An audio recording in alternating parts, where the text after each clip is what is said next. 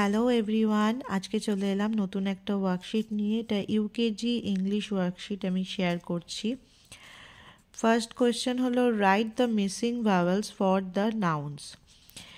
এখানে কিছু আমি দেখুন, এখানে ফিল ইন দ্য ব্ল্যাঙ্কস দিয়েছি যেখানে ভাওয়েলগুলোকে পুট করতে হবে। তো যেমন এক্সাম্পল এখানে রয়েছে, ফিল ইন দ্য ব্ল্যাঙ্কস রয়েছে এখানে এনটি, তো এটা হবে অ্যান্ট, এই এ দিয়ে করতে হবে। তো ফার্স্টে আমরা এ লিখব।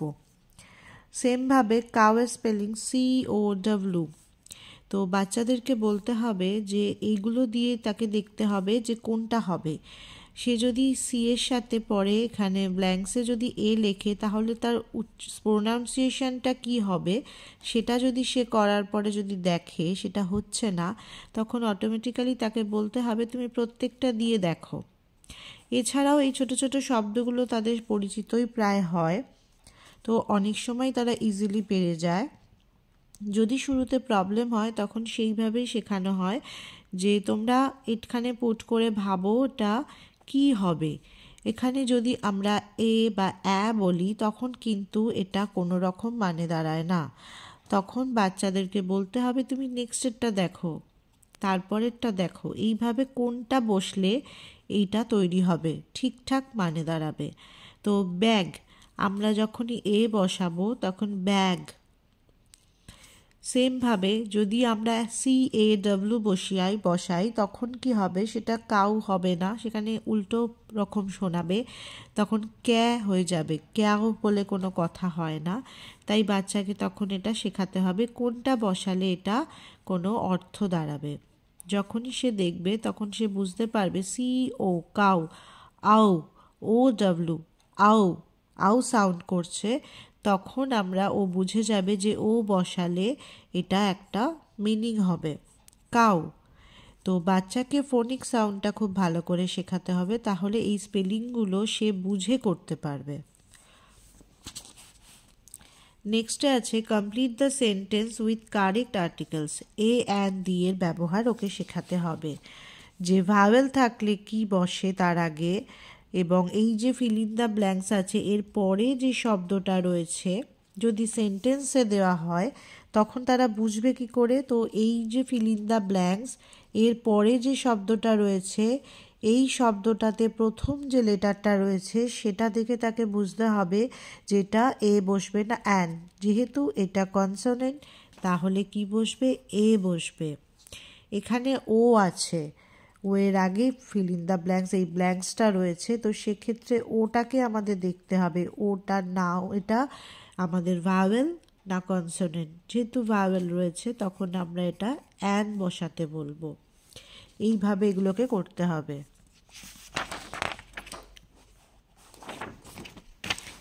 নেক্সটে আছে দিস, দ্যাট, দিস, দোজ এর ব্যবহার।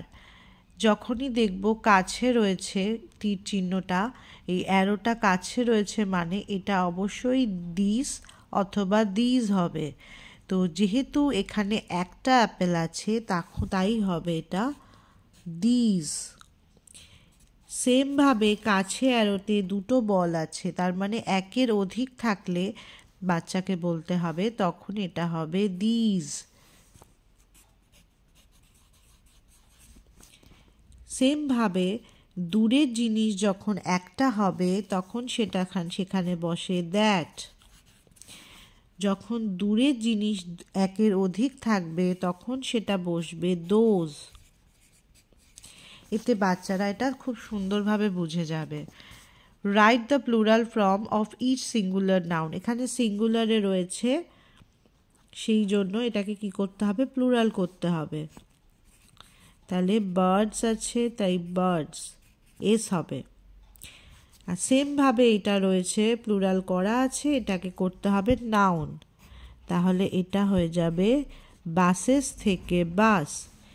কিছু কিছু থাকে যেগুলোকে ওরমভাবে হয় না, সেগুলোকে আমরা কি করতে হবে, সেগুলো ওদেরকে কিছু লিখে সেগুলো মুখস্থ করাতে হবে। যেমন মেন আছে, তো এখানে আমরা ওকে শেখাবো মেন থাকলে ম্যান হবে। তো এগুলো বাচ্চাকে কয়েকটা মুখস্থ করিয়ে নিলে বাচ্চাগুলো এগুলো পেরে যায়। কিছু কিছু এক্সাম্পল আছে যেমন টুথ, চিলড্রেন এগুলো দিয়ে এগুলো তাদেরকে একটু মুখস্থ করাতে হবে, তাহলে ওরা এই জিনিসটা ভালো করে পারবে। তারপরে হচ্ছে right rhyming words. Rhyming words হলো একই রকমের সাউন্ড হবে, সেরকমই শব্দ লিখতে হবে। ম্যানের সাথে কি হতে পারে, ক্যান হবে। সেমভাবে কেক আছে, কেকের মতো হবে শুনতে যেটা লাগে, বেক। সবসময় শেষের গুলো সেম হয়, সামনের লেটারটাই কিন্তু চেঞ্জ হয়। তো বাচ্চাকে এইভাবে যদি বোঝানো যায়, বাচ্চারা জিনিসটা ভালো করে বুঝবে। মুখস্থ না করিয়ে যদি এইভাবে লিখে বোঝানো যায়, তাহলে বাচ্চারা এই সাউন্ডগুলো খুব সুন্দরভাবে বুঝে এখানে ওরা রাইমিং ওয়ার্ডসগুলো করতে পারবে।